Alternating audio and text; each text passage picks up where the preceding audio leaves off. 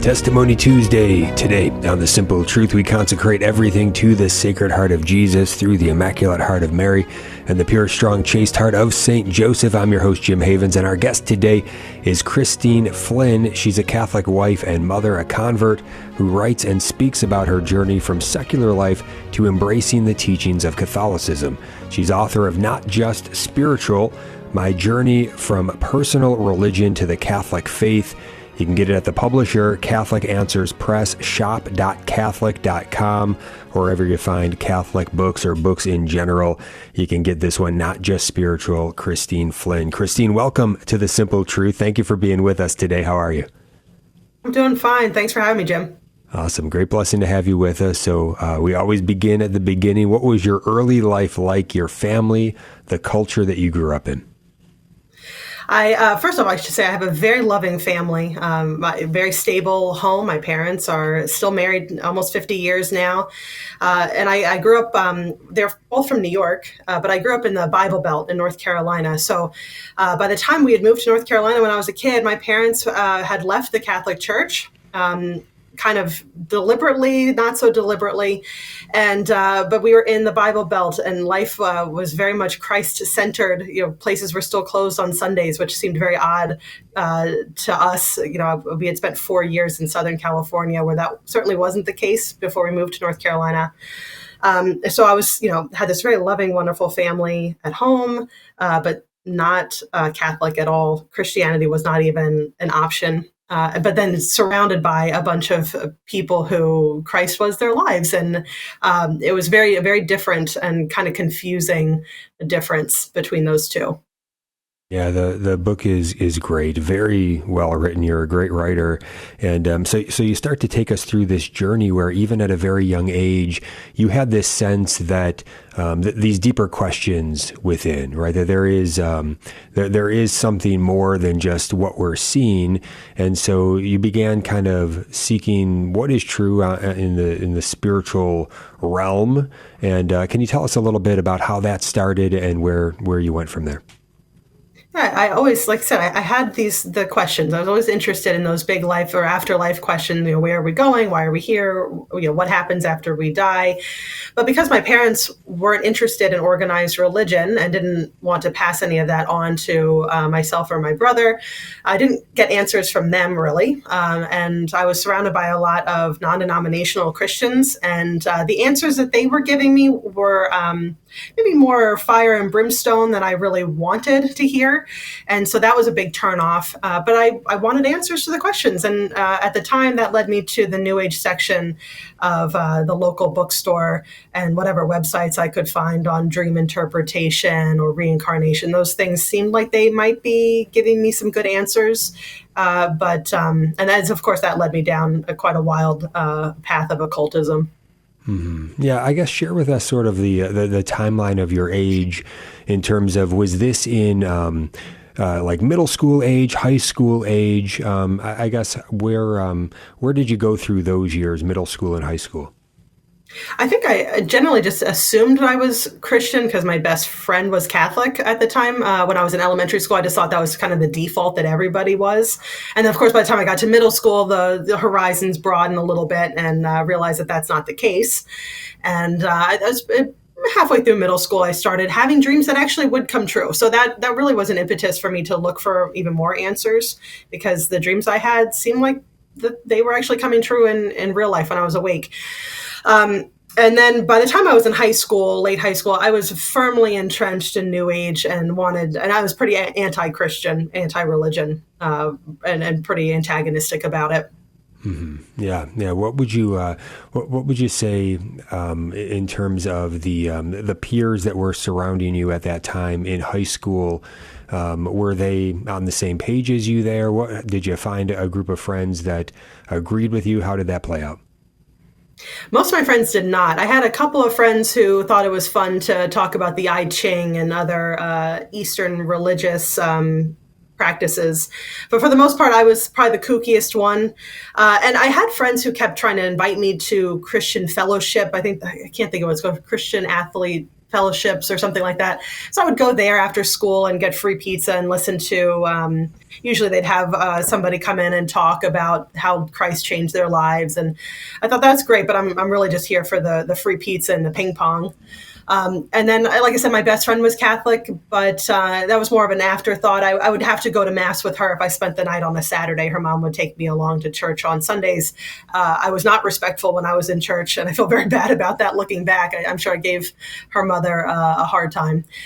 So no, I was definitely, everybody was pretty Christian in some respect. It could be nominally, but they would go to church or at least identify as Christian. And then I had maybe one or two people who were New Age like me, but I felt because of the New Age belief system I had, I really felt I was superior to pretty much everybody. So there's a lot of narcissism, and I didn't really want to talk or listen to anybody else talk about spirituality because I figured I had it figured out for me. I didn't need any more input. Thanks.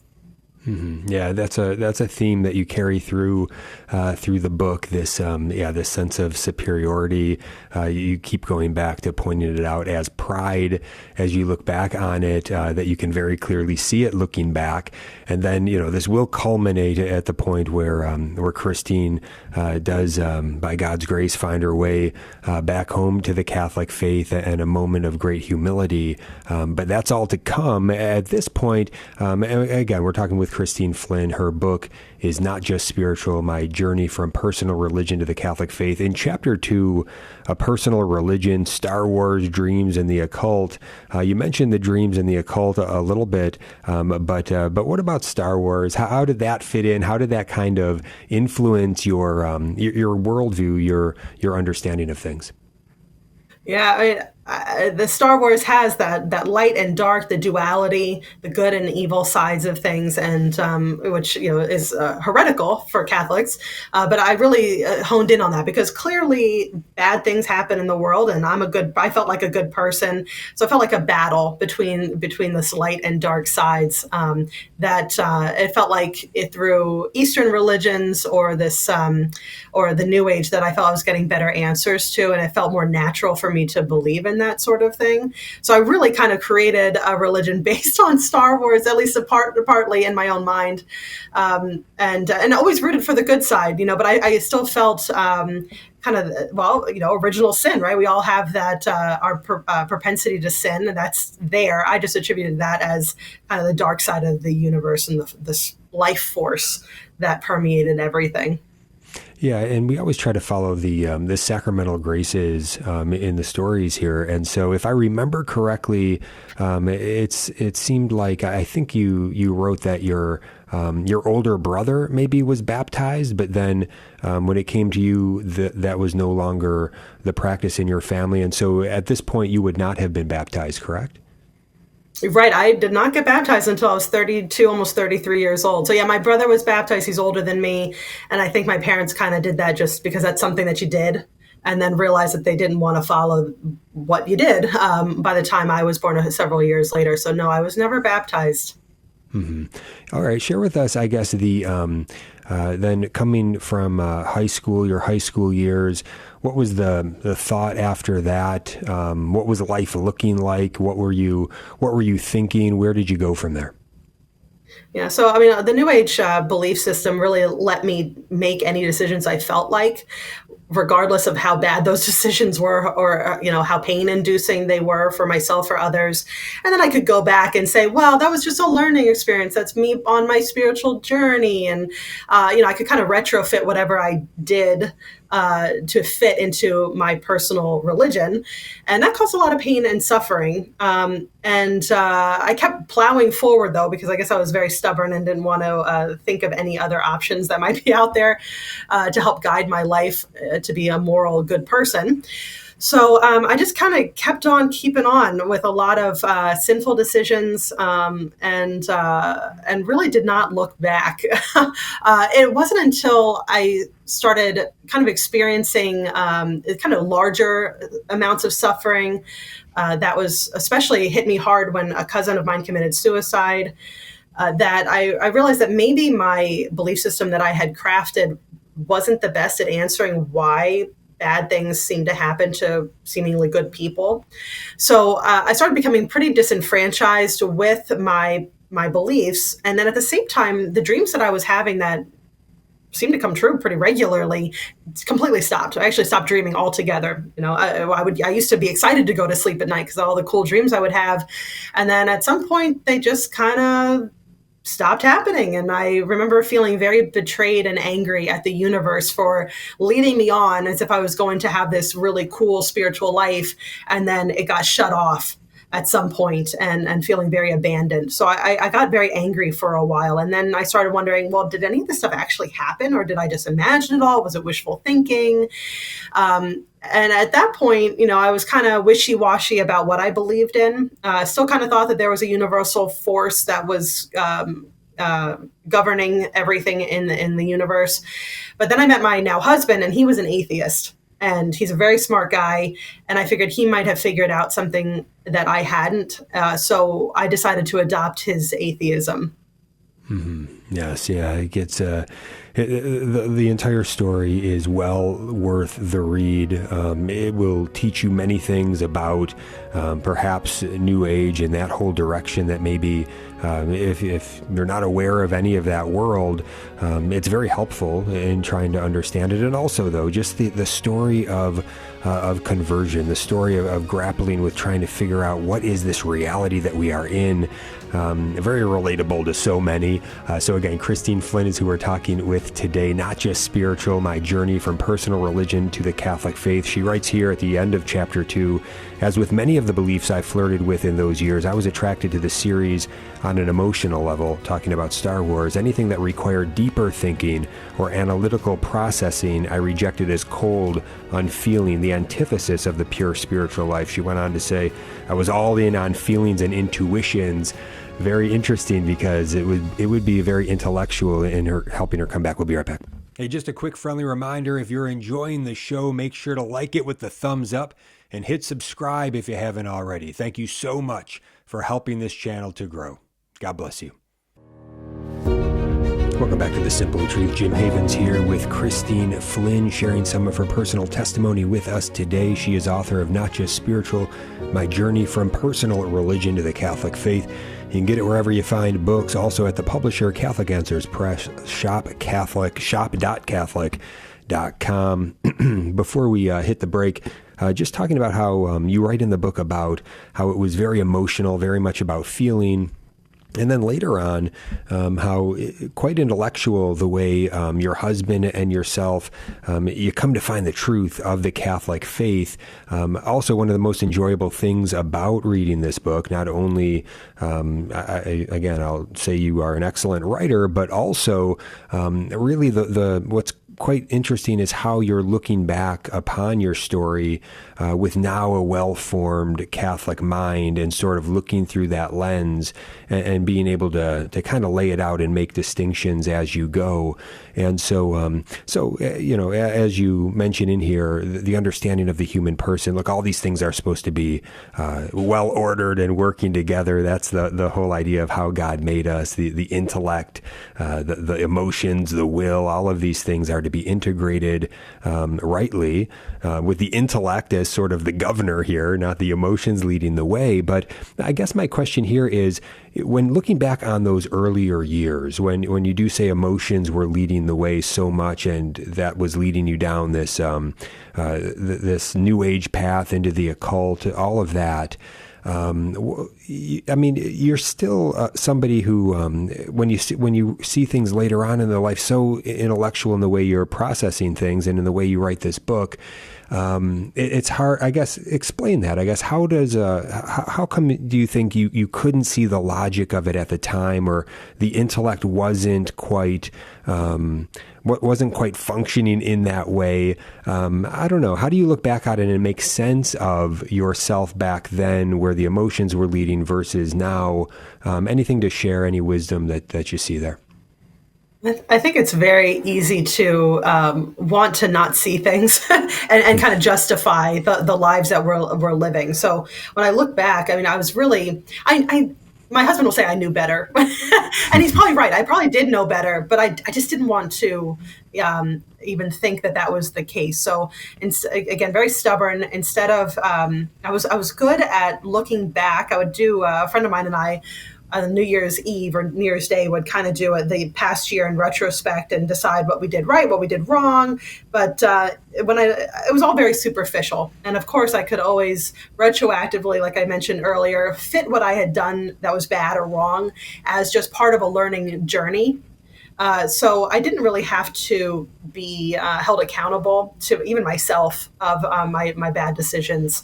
So it was a much easier way, I guess, on at first glance to live a life by just kind of hopping from emotion to emotion or emotionally led decision to the next without having to sit down and actually think things through or in a way that would have said, wow, I didn't just make a mistake. I actually did something sinful or really bad. Otherwise, I would just say, oh, well, I live and learn. There's no real thing as a mistake as long as you learn from it. And then I would just, skip off to the next thing. So I think I was just trying desperately to avoid the pain of my past decisions, the pain of the decisions that I was currently living, and not really take good, honest stock of where I was or who I was becoming. So, once I got to the Catholic part, I was able to. The cloud had lifted over my intellect, right? The less of a life of sin we're in, I think we can think more clearly and rationally. And so once I was pulled out of that sinful life, I think the emotions and intellect were a little bit more balanced than they had previously been. Yes, yeah. Thanks for sharing that. And the story of you and your husband, once that emerges in this book, and how that lays out, just so beautiful. The way it all unfolds, especially the way that that it all culminates in coming into the Catholic faith, for sure. Just beautiful. But one big aspect in that story is your heart awakening as your child is born and you're holding your child for that first time. It seems like, tell us, I guess, where you were in the journey at that point, in any sense of faith at all, any sense of God. But then what happened in that experience as you were holding and seeing your child? I had fully at this point embraced atheism, and even further than my husband had ever gone. I went into nihilism, so I really didn't see a point in life. It was really just a mountain of pain that you were trying to get over and through until you died and went poof and just became worm food. So it was a very positive way of thinking. Yeah, I became a mother, and we had two Saint Bernards at the time, and I thought, well, I love my dogs. I'm sure I will love my child in a similar fashion. Just very kind of non-committal about what it meant to become a parent. And that is not what happened. I held my son, and it felt like the room flashed, and I would kill for him. And I suddenly felt very bonded and with him and in love. And I had not felt that kind of passion in that way ever, I guess. And so I started being really worried about my nihilism.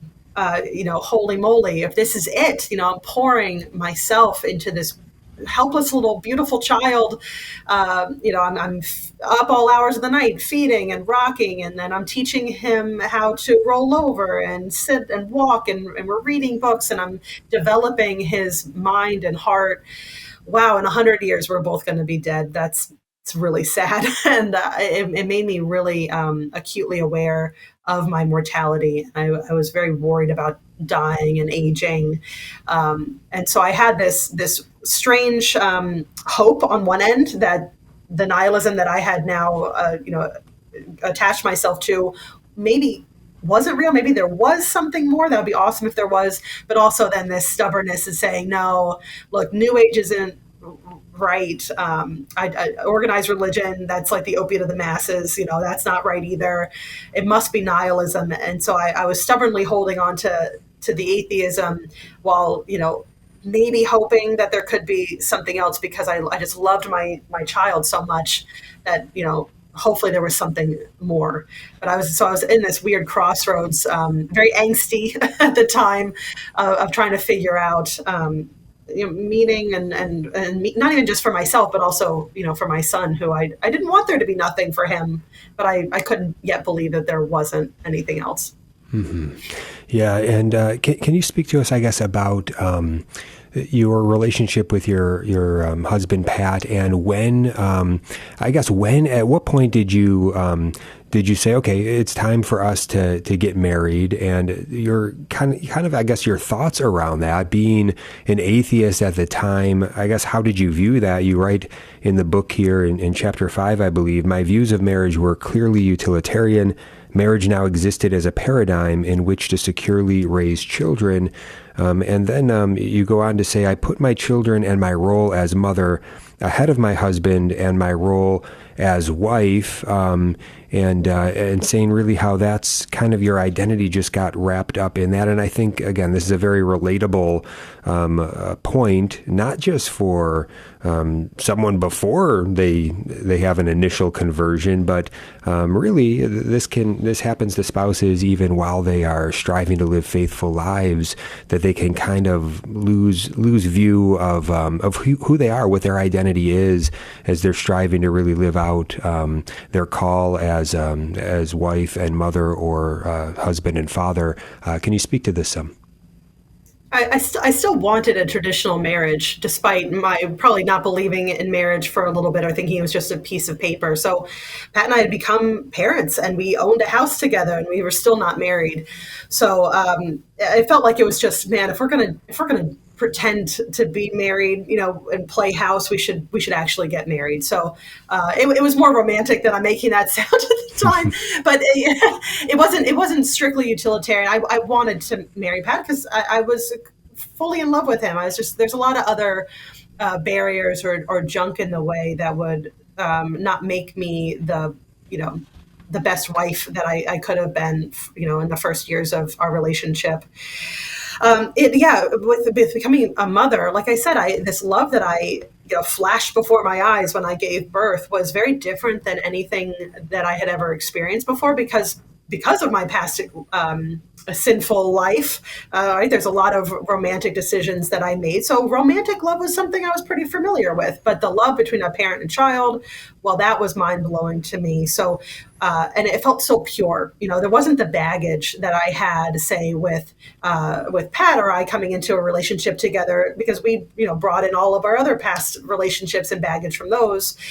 But parenthood for me didn't have any of that messy stuff. I had a wonderful relationship with my own parents, so there wasn't anything that I was bringing into becoming a mom that stopped me from just pouring myself completely into my child. And then your children, I've got quite a few now, but I wound up just becoming a mother, and acting as a mother it felt natural for me, and it was a wonderful outlet for the love that I did have inside of me that just couldn't fully come out, say, with Pat, because, man, I had barriers and bad past decisions and baggage that were kind of hanging up that process of us growing together in marriage, versus, motherhood, that, I didn't have any baggage with my cute little, newborn baby.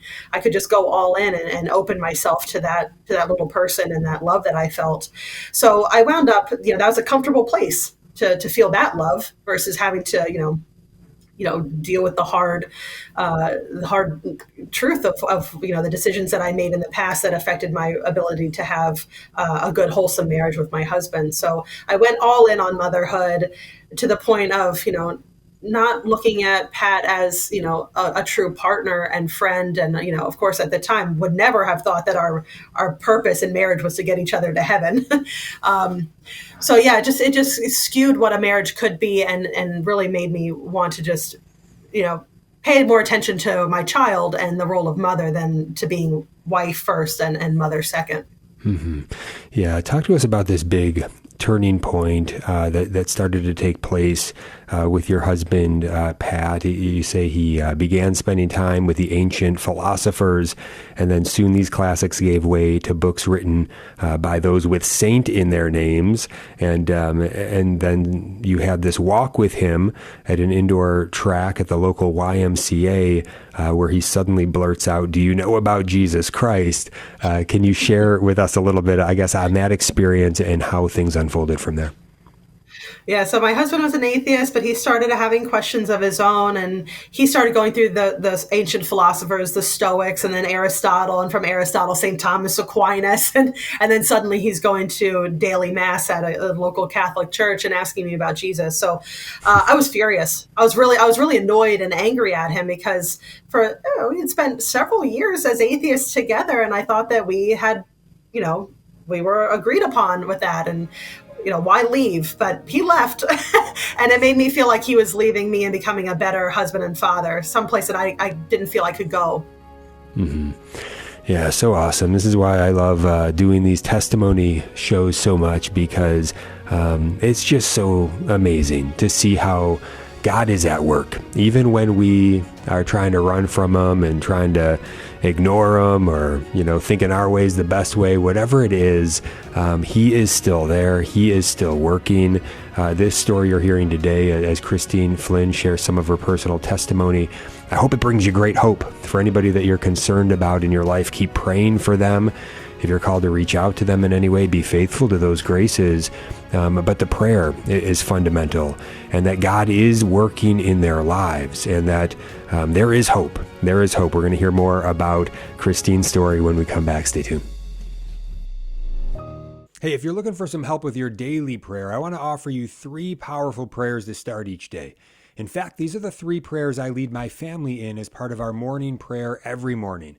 To get these 3 powerful prayers to start each day, just go to the link in the description, and I've got a great looking simple PDF page you can print out and even post it on your refrigerator like I do if you wish. I hope these prayers help you as much as they are helping me. Now back to the show. Welcome back to The Simple Truth. Jim Havens here with our guest today, Christine Flynn, sharing some of her personal story with us. She is author of Not Just Spiritual, My Journey from Personal Religion to the Catholic Faith. You can get it from the publisher, Catholic Answers Press, at shop.catholic.com or wherever you find books.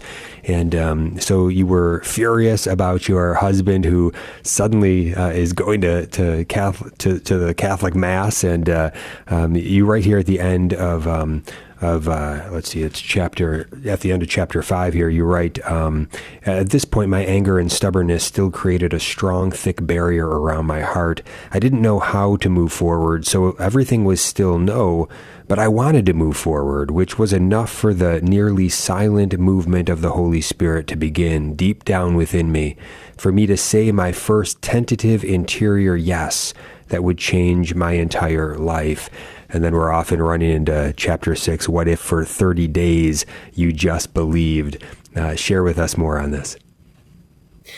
So I had become such a cynical no person that I really couldn't say yes to pretty much anything. I mean, it wasn't even just religion. I was just becoming more and more of a no. Do you want to go out to a new restaurant? No. Do you want to go to the movies? No. It was very, again, because of my nihilism, what was the point? But then I also saw the vivaciousness of our now 3 small children, and I didn't want to be a negative no person for them. I wanted them to not, have years of just being downtrodden like I was now feeling like I was. So I started just getting tired of my cynicism, and I wanted some way out of it. I just didn't know what that was. So, Pat had now started really becoming Christian, and he was asking me if I'd be open to trying out some churches. Again, no. And he even was trying to get me in with the pancake breakfast. I was like, I don't think that's why you should go to church. Those are great, but I don't think that's the reason. But then I kept seeing this one advertisement on Facebook And I don't even know what the product was being advertised, but it just said, "What if for 30 days you believed?" So I don't know, it just kept coming into my mind. I kept seeing it on the screen. I must have lingered long enough that the algorithm or noticed that I was lingering on that advertisement, because I kept seeing it. Or it's the Holy Spirit. I like that better. And so I started, with Pat asking me to go to a church. And at first he said, it doesn't have to be a Catholic church. I just, I will go with you to other denominations, but it would mean a lot to me if you would try. I started feeling bad about saying no, because again, he was becoming a more attentive husband and father. I shouldn't want to completely squash that. Benefits me. So when I kept seeing this, what if for 30 days you just believe tagline, it just would not stop niggling in my mind. And I felt like I needed to do something about it. And it felt like a safe way to test or try on a belief system without committing to it, in a way that I could say, oh, yes, for right now, or yes to this experiment, and actually, make some progress away from all the no's in my life. Mm-hmm. Yeah. Anything you want to say further leading up to, I guess, the great moment of that Easter vigil, when you would come in fully to the Catholic faith, you would be baptized and confirmed. I think you guys would have your marriage, enter into the sacrament of marriage, I think the day after. Anything leading up to that, or do you want to just dive into that there?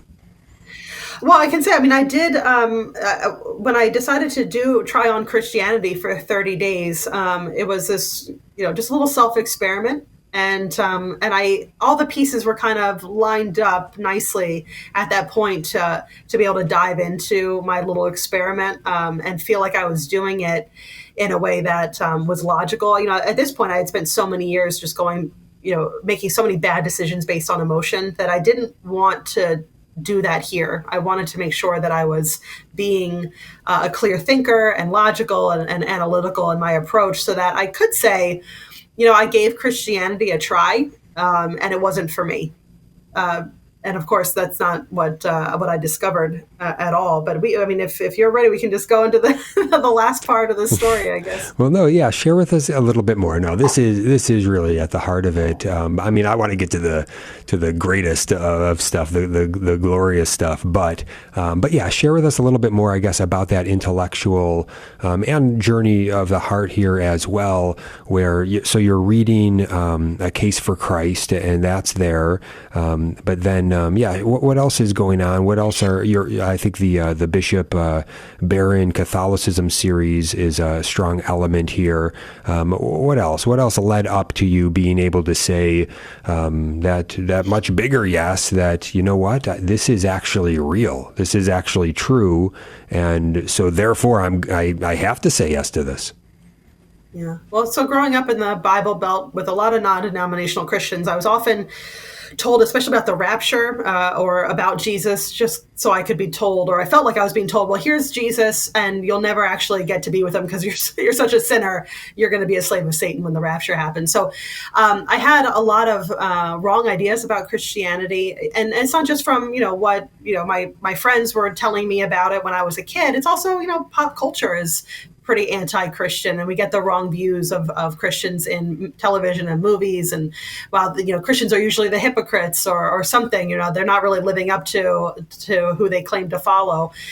And so I just had this idea of what Christianity was, and so my whole life I just decided it wasn't for me. But as it turns out, I spent that 30 days of kind of playing Pascal's wager without quite realizing I was doing that at the time. I had to actually look at Christianity for real. And this is actually saying a lot, because I minored in world religions in college. And so I should have had a better idea of what Christianity was, but I didn't. So this was the first time that I actually took a look at Christianity. And The Case for Christ by Lee Strobel really helped, because there were a few things that I really did not understand. I didn't understand Jesus as my savior. That didn't seem right. He's just a guy, how can he be my savior? And I didn't understand sin, as I was, had figured out in my head, not that, really taught by anybody who of good learning. was just, basically you sin, you screwed up, and there's no hope for you then. I didn't realize that there's, the grace of forgiveness and redemption on the other side of sin. So I needed to learn about that. So the case for Christ helped me to understand Christ as the sacrificial lamb, and it helped me to understand what sin actually is, and the love of God helping and forgiving us after we sin. So I needed to have a few things cleared up to really be able to say, okay, Christianity is true. And I remember, years before, when I decided I was an atheist, realizing that I didn't believe in God, and that almost felt like saying a curse word for the first time, right? You kind of fumble with it. But there I was saying I don't believe in God, and it was a little awkward at first. But the more I said it, the easier it came off the tongue. And then suddenly I'm in the same spot, and I'm reading this Case for Christ book and realizing, wow, I actually do believe in Christ. Christianity is not what I thought it was all these years. Wow, there's what a difference. So within a matter of a few years, I went from proclaiming that I was an atheist to proclaiming I was a Christian, pretty much in the same physical spot in my house. And so, kind of understanding, or getting rid of the hangups that I had about Christianity, being tired of my cynicism, and then also a friend of ours who's Jewish had just come to live with us from Israel after spending about 5 years in Israel. He came to live with us for several months. And so he's very big into his faith. So I had this kind of like Old Testament scholar with me that could answer my questions. So I had this historical part, this, the learning about what Christianity actually is. I was starting to pray somewhat, so all these pieces were kind of fitting together, and I was able to at least say yes to Christianity, not quite to Catholicism yet, but Bishop Barron's Catholicism series really helped in getting rid of those last few issues I had with Catholicism. Mm-hmm. Yeah, and it was specifically, you write about how the episode on transubstantiation. Can you speak about that experience? Yeah, so I would go to mass on a Sunday morning after spending the night at my friend's house the night before, and I would, I'd have to go through the motions of the standing and the sitting and the kneeling, and then the bells would ring and everybody was quiet, and I did not understand what was going on. I thought it was just a lot of pomp and circumstance. But then we watched the Catholicism series. My husband was watching it, and he just asked me if I wanted to sit down with him, and I like the music, the cinematography is beautiful. I said, okay. I didn't realize, what a great education I was about to get. And so I finally learned about the transubstantiation and about the liturgy of the Eucharist, and that Jesus is actually present at the Mass. And wow, suddenly, once that was presented to me in that way, I could say, oh, okay, Jesus, God is really there. He's right there. No wonder there's candles and the priest does this and we have to kneel now and there's bells that ring, and that all makes so much sense. And of course, if Jesus is there, I want to be there too. So it just so happened that we watched that episode, and then Pat asked me yet again, the umpteenth time to go to daily mass with him before I went off to work, and I finally agreed. My first time saying yes. And honestly, if I wasn't already kneeling during the liturgy of the Eucharist, I would have fallen to my knees, because I suddenly understood that Christ was there, and I could feel that he was there too. All right. So then you guys go to the parish and you meet with a sister and start inquiring more about what is needed to come in to the fullness of the Catholic faith. What happened next? Yeah, so first off, we had gotten far enough along in the Lutheran church, because I felt like if I was going to be a Christian, I needed it to be reverent more so than the few non-denominational services I went to where they had like t-shirt cannons and smoke machines. So I wound up being okay enough with a Lutheran church. So the first thing I had to do was email them and tell them I would not be coming back, and to cancel my baptism, because I had gone so far as to schedule my baptism at the Lutheran church. Well, a few things had to happen though once we met with the sister who was in charge of the faith formation. I had to rush through as much as I could the RCIA process, because I was pretty late to the game. Easter was only about 2 months away. So they had to get me up to speed with that, and they didn't want any barriers. They wanted me to be baptized as soon as I could. They didn't want me to wait, a whole other year to the next Easter vigil. So I did a lot of studying, and I went to all my RCI classes. I was very excited to go every week. I learned a whole lot, and I was able to be baptized that Easter Vigil. My mom was there, my husband, and my sponsor at the time, and it was super exciting to be baptized. I didn't know what to expect, but the Easter Vigil, the Easter Vigil. I loved how long it was. I loved learning about salvation history. It was so fitting, and I remember when they the bonfire out front, and man, I was only like one of two people who didn't have their candles lit, and I just yearned to be part of this and to be baptized, and it was very exciting. It's one of my favorite memories, is thinking back to that mass. Well, and I guess you would have been confirmed there as well, the sacrament of confirmation. No, I wasn't. No, because we had to get our marriage blessed in the church first. Okay. So yeah, after a day, or I guess Easter Vigil, I was baptized. Easter Day, and then on Easter Monday, we went into a church. My parents and our three children came with us to Mass that morning. We were supposed to just have a little ceremony in the priest's office after Mass, but I guess he realized during his homily that it was all about living the faith outwardly and not being shy about it. And he said, well, these people should be married right now. So we wound up having our marriage blessed in the church in front of about 80 strangers, plus my family. And it was really nice. People were crying in the back.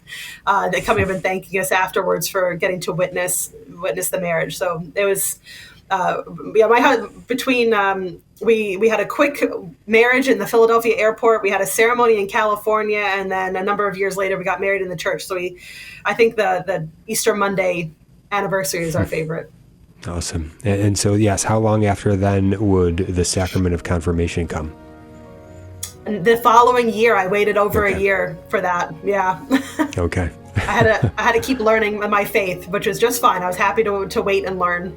Yes, wonderful, wonderful. Christine Flynn is with us. We've got one more segment with her, so stay tuned for that. But if you want to get the book, highly recommend it.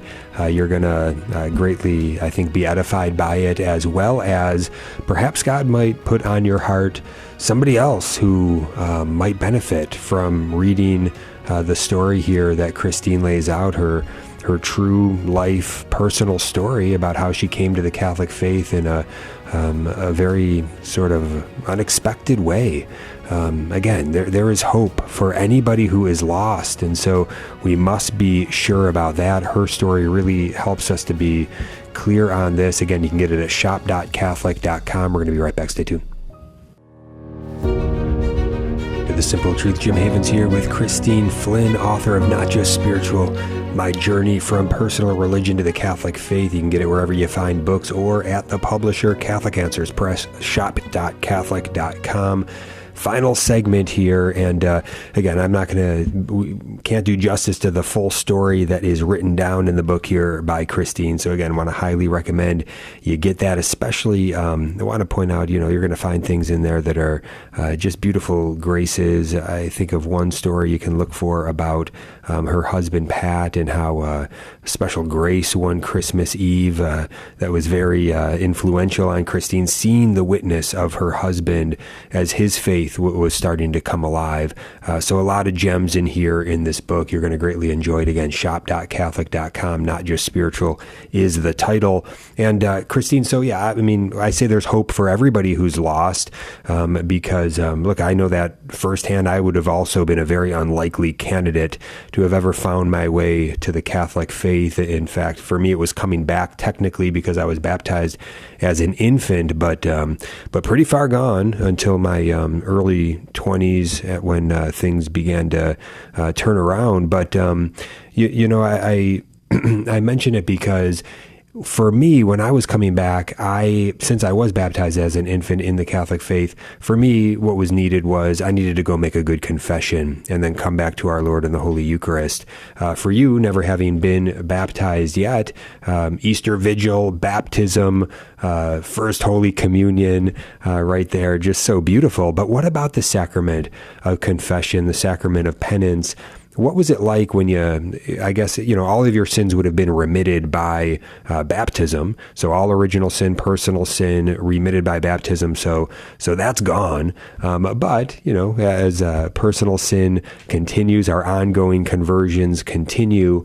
What was it like then coming to experience our Lord in the sacrament of confession? It seems to me in reading your story so many times where you'd fall and then, like you said earlier, kind of just, oh, well, guess just move on now. How beautiful it would have been if you had known at that time about the sacrament of confession, how much pain that could have spared you, how much healing you could have had right then and there. But what was it like then when you finally did experience it? My husband will say it's not fair because he was baptized as an infant. So he had to, 30 years later have to go to do confession.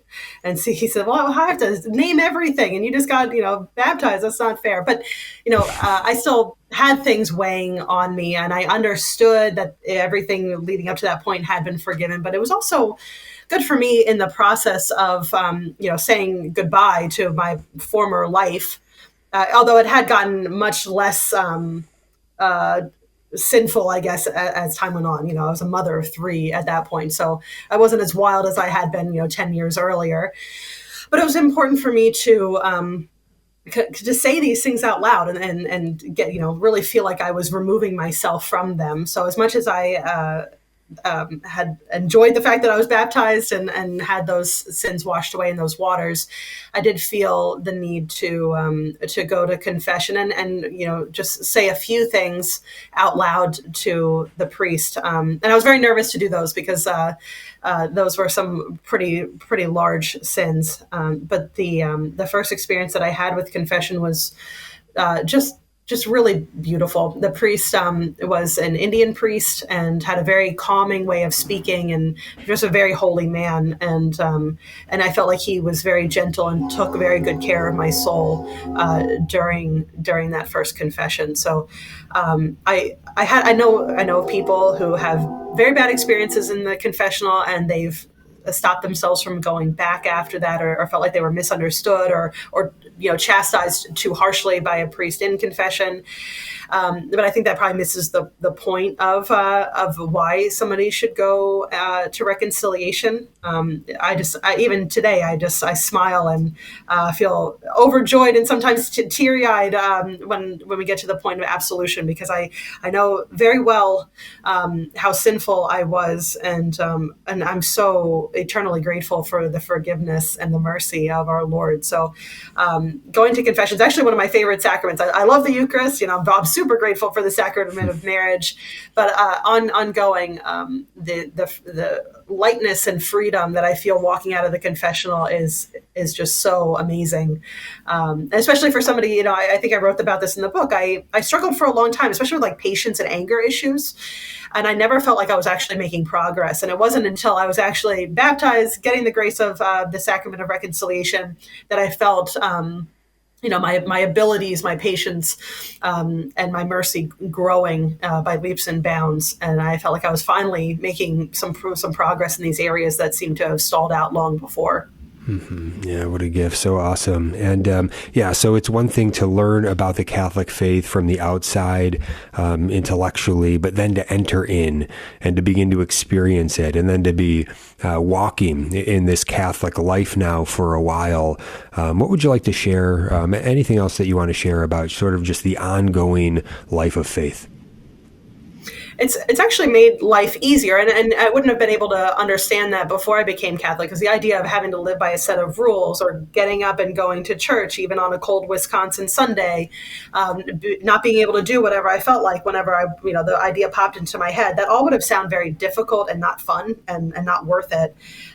But truly, the amount of thrash and confusion and restlessness, our hearts are restless until they rest in thee, as Augustine says, that I was feeling, it actually took up so much energy and time, and never in a good way, that finally now living the Catholic life, and I have my set of rules that I need to follow, but I know that it's for my own benefit and for the benefit of my loved ones and the entire Christian body, that I follow those rules, and the graces that come from all the sacraments And even if the difficulty of having to shovel out of, however many inches of snow to get to Mass on a day that I don't feel like going, maybe, these things are so worth it, and have really made my life, even in what should be more difficult moments, have a current of peace and joy under running all of it, that it's more than worth it.